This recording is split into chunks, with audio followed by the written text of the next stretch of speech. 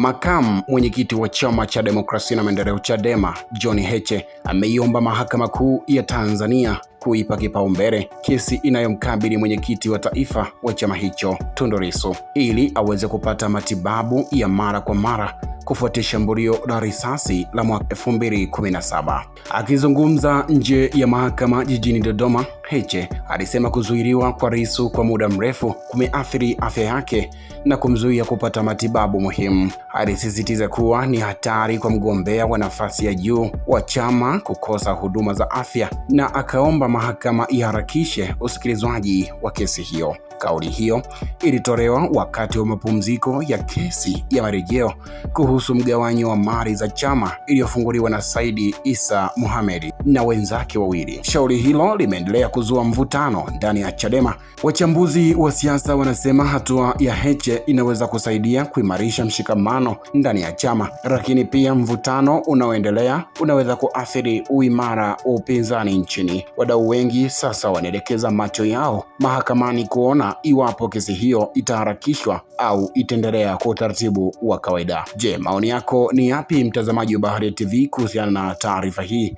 Nitakuja kutembelea hapo baadaye maoni yako ambayo utakuwa umetuandikia. Jina langu mimi ni Friday Mwangomare na hii ni Bahari TV.